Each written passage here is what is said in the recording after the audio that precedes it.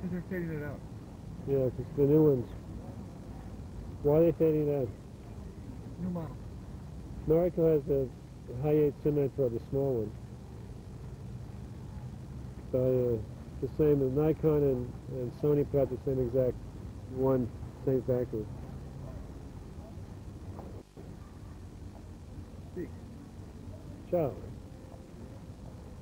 Hi Paul, how are you today? Here we are in sunny Florence with the sun in my eyes. Where are my sunglasses, Paul?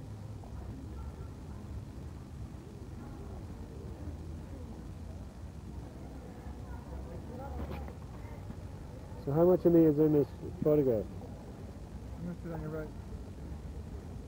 Speak again. Hi, how are you? We're shooting.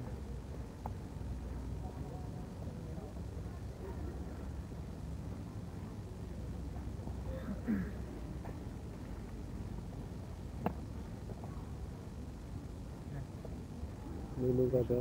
That's fine. Okay, I'm sort of hard to adjust the camera. I just want to sort of be halfway in. Anyways. It's on? Yeah. No, it's not on. It's on. Are you finished? No, we just began. We're shooting now. He's running. He's We got... have to say bye. Okay. Oh, okay.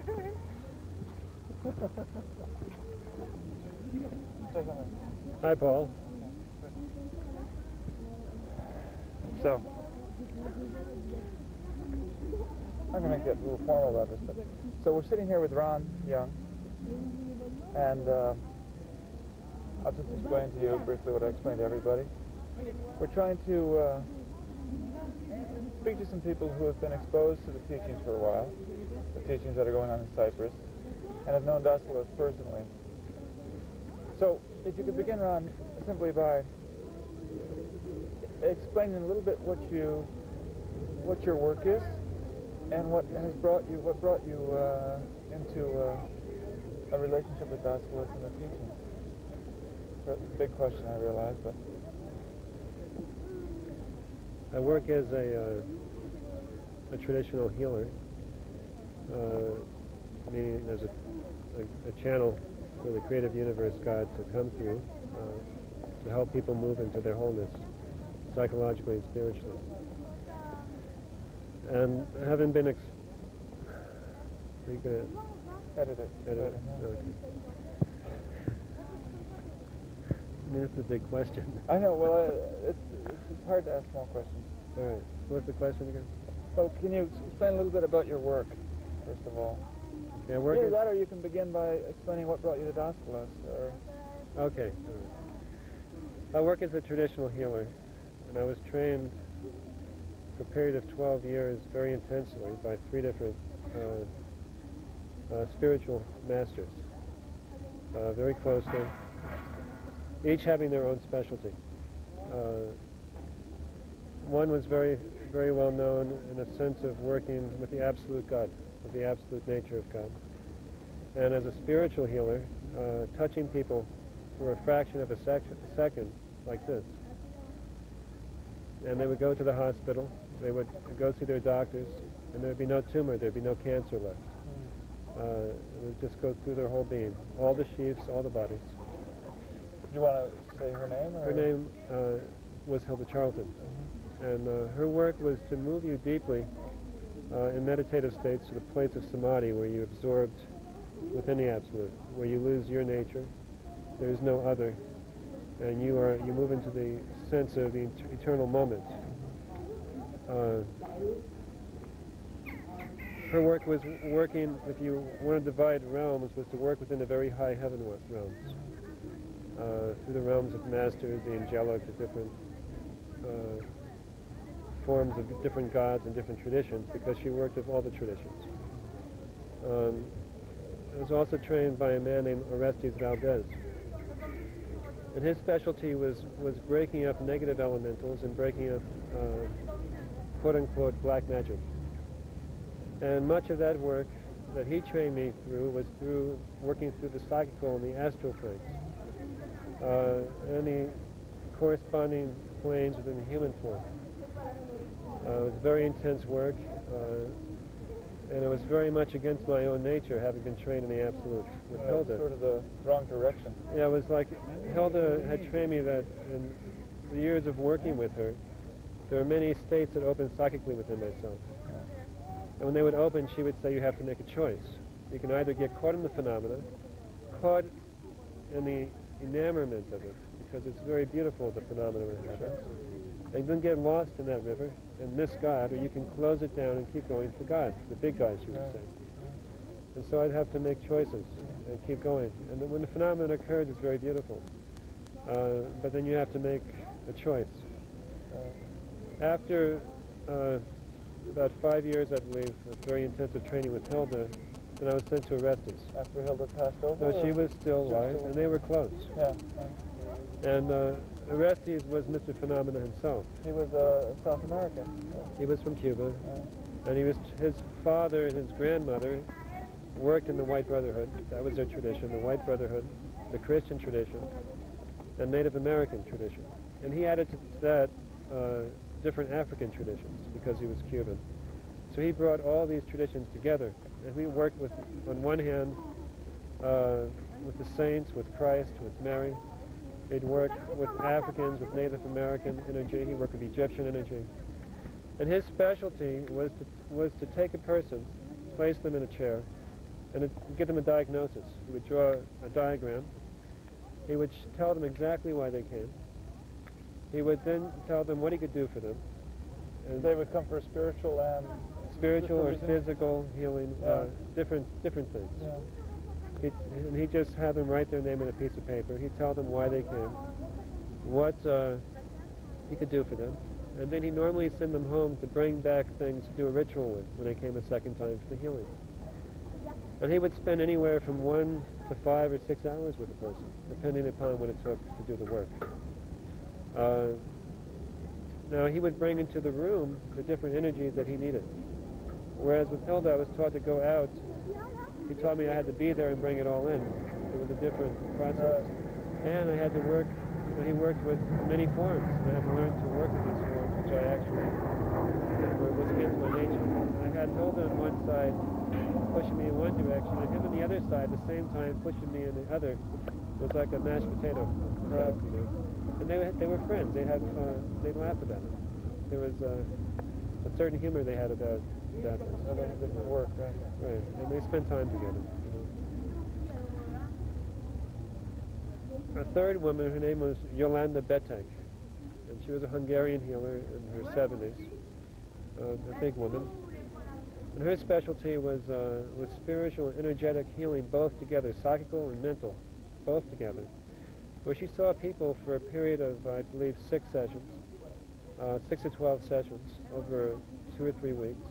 And she had a high success rate in terms of severe cases of cancer, even diabetes. Things were healed. She was tested in Europe, and she was tested here. There are videotapes of her moving her hand with paralyzed people, standing behind a paralyzed person, for instance, moving her hand over their arms so they can't see them, and their arms going up and down, much as you would see a traditional Qigong master in China doing this with paralyzed people. They tested her with different plants, one part of the country to the other. They tested her, she was tested stopping an airplane in flight and holding it there for a few seconds. Things like that, but her work was again, the diagnosis. She would sit someone down, do diagnosis instantly, and then work both energetically, time-space, and out of time-space at the same time to give the healing. And so I had these 3 basic teachings. Excuse me. Now, with Hilda's work, she brought in all the teachings, and very much she brought you through the Christian, through the Hindu, through the Buddhist, and very deeply into each one. That was how she worked. She wanted to bring unity in all the forms, all the traditions. She spent 18 years in India. Right. Now, so that was approximately 12 years of training. 12 years altogether. Yeah. And then how did you first hear about Daskalos? A friend of mine gave a book to me and said, "There's a man here. It's a story about a man in Cyprus, and he talks in very similar words to the way you talk. You should read this book. So the book was lying around the house maybe 6 months, and I was going to Canada to give a workshop, and I got to Canada and I was sick. I had a flu. And it was the only time I ever had to cancel a workshop. It was the only time I really didn't feel good about giving a workshop. It was to a certain group of people who'd asked me to come. And so I ended up in the country in Canada, Snowdon, in a small country home, a farmhouse, lying in bed reading the book, yeah. right, and there it was. And for me, it was a very beautiful experience because it in one person was a total of what I've been given, and from different people and their specialties and how they trained me. So you must be talking about the Magus Skorpelos, and yet the book is written. The book has a certain agenda that many people are familiar with, and that is to focus a lot on phenomena. Yes. But what I perceived, for me, what I was seeing was a man of God, not a man of phenomena. And because every spiritual teacher, every master, you know, the phenomena is a byproduct of the love of the service you give. If you have to do something to help, there'll be a way to do it.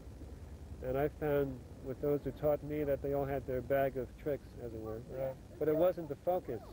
They weren't magicians in the sense of this is what I want to do for my ego, personality state to prove I'm powerful.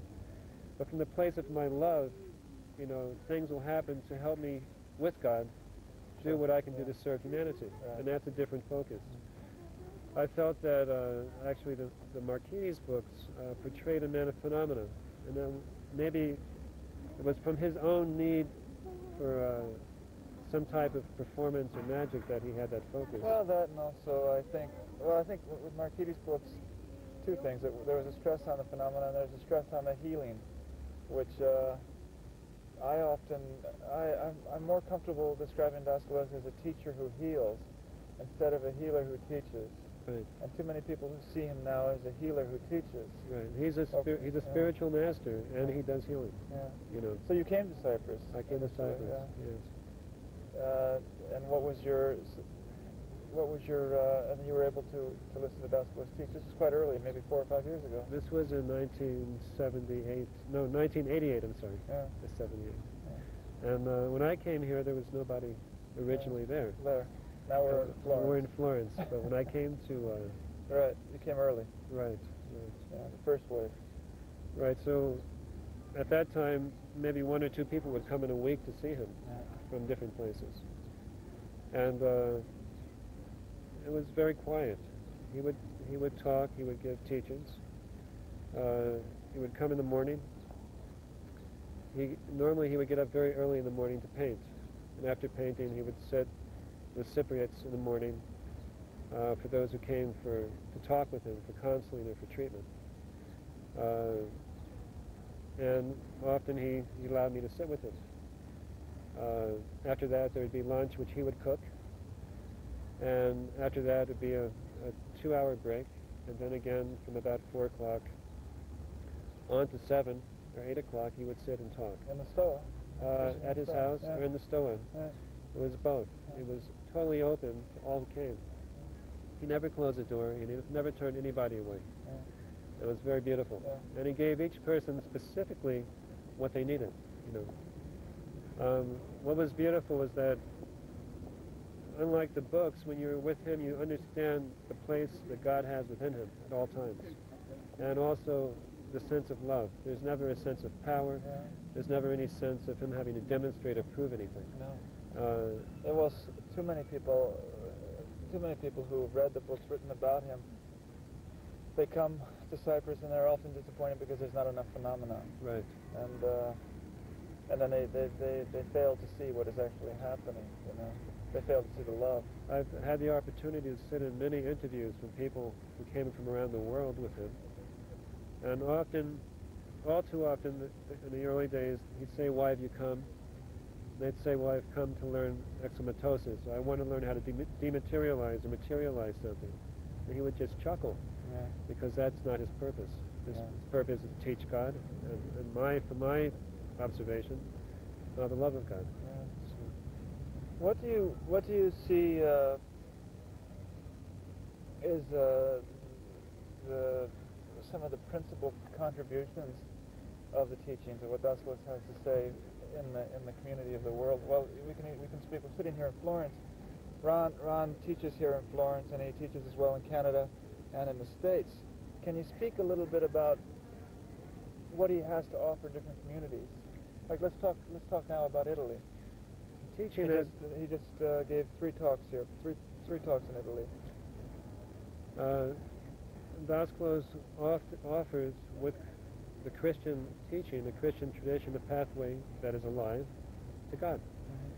It's not a tradition of dogma, which is given in Italy and in most Western traditions to the church, and often in ways that are not alive or dead. And he offers a tradition in which people can realize God, self-realization, through the Christian tradition. And what's very beautiful is that you find many people, in my work, many people have gone through all the other traditions, and maybe the Tibetan traditions or the different yogic traditions, the Zen traditions, and at the end of it they come back to their own psyche, the karmic landscape they were born into, looking to the tradition of Christ. And is that a pathway? And he offers that as a pathway. And so you find many people who've had the teachings in different forms come back to their own homeland, and they find their own pathway to what they were given. We're filming now. How long? I don't know. Excuse me? We want to speak here. Yeah, but we speak now. What do they want to do? All these people want to speak, huh? I don't know.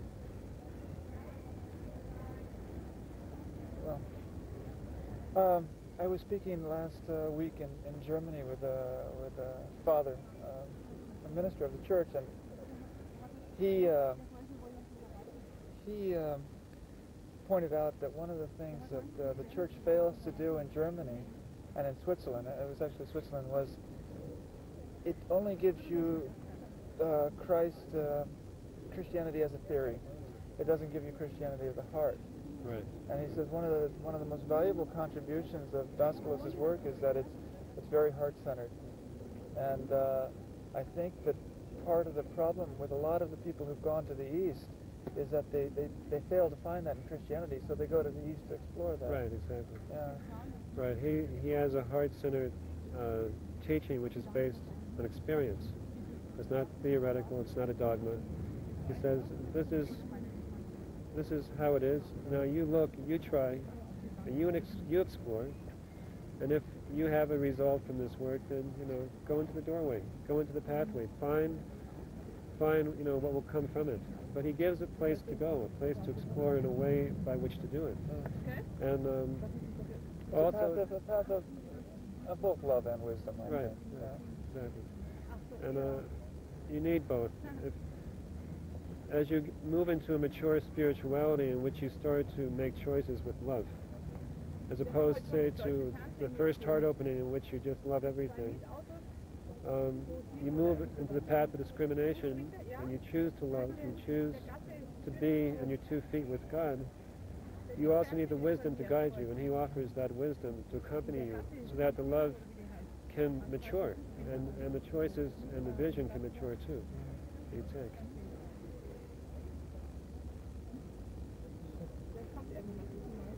10 minutes we have. Well, this is a little difficult anyways.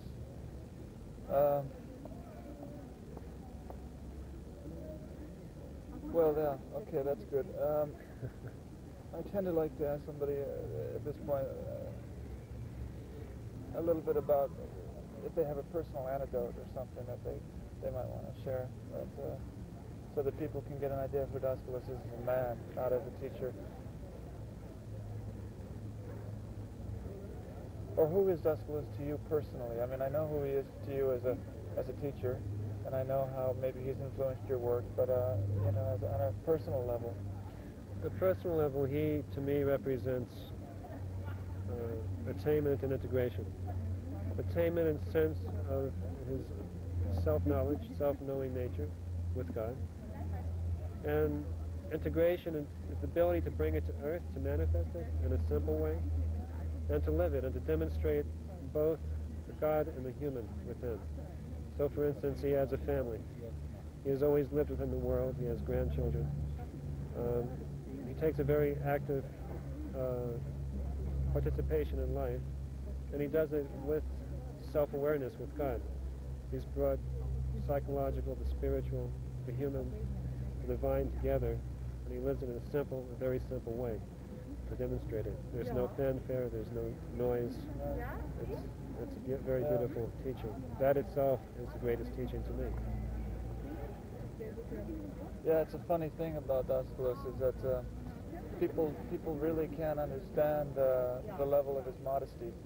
You know, I think that a lot of teachers, they're attracted either by money or fame or whatever, or they're repulsed by it. Yes. So they have, in either case, they're influenced by it. Daskalos doesn't seem to be influenced by it. I mean, Daskalos can speak. He can speak to 3,000 people, give a beautiful talk, and it's very hard to say you've done a good job. And that's beautiful. Then on a human level, if he's made a painting and he's hung it in the kitchen and you fail to notice it the next morning, I wouldn't say his feelings are hurt, but if you've said that's a beautiful painting, he's quite pleased.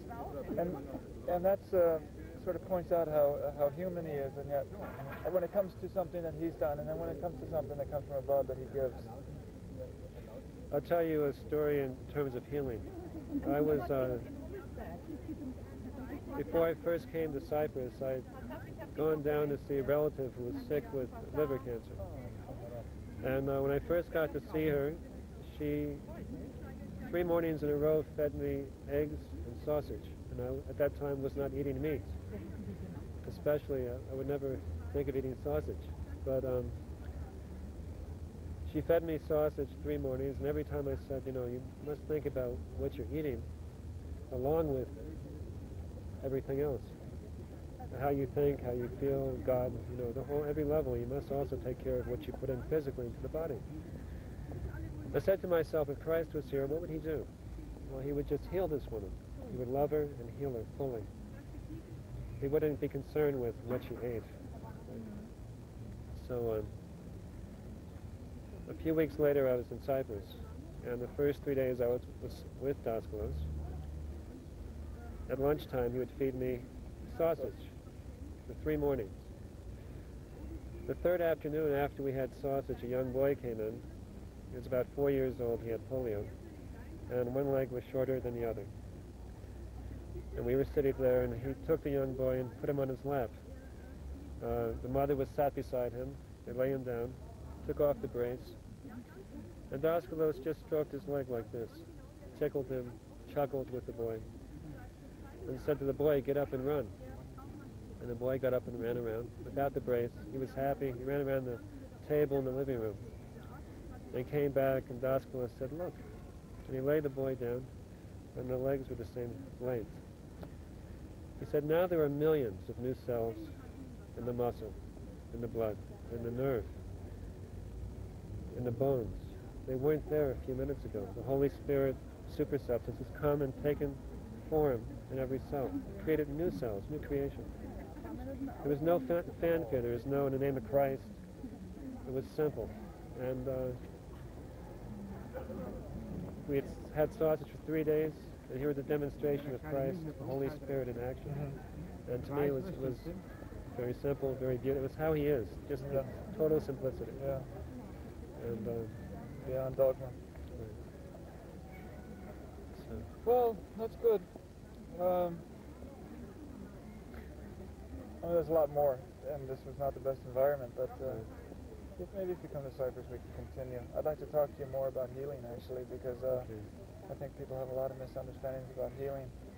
I mean, you talked a lot about some miraculous cures that some of the people you worked with in the past. And this is a big issue, but you know, Daskalos is very careful with the healing because he also respects what people have to learn. Right, more than, I've seen the biggest lesson that he's given to people in Cyprus is that you'll see a person travel 5,000 or 6,000 miles. And they'll come in for a healing, and you'll say, I can't help you. Says you have to learn to think in the right way and to use your mind and emotion to support you, Right. instead of destroy you. You were doing this to yourself. Yeah. And then they'll sit there with their mouth hanging open. And many of them will take the lesson and use it. I've seen them use it in their life Sure. and change their At some life. point they'll use And it. others will sit there as if they are the victim Yeah. and not. But the most important teaching is understanding Yeah. what we can do. And also, Daskalos is such a gracious man that he sometimes has a difficult time telling people that he can't help them because they're not ready to be helped. And Right. he would almost rather have them think that he's not able to do it, Right. which is remarkable. People misunderstand that, but it's true. Well, thank you. We'll see how the sound quality comes out later. And then if you do come to Cyprus, we'll sit again. All right. Yeah, good. Thank you, Ron.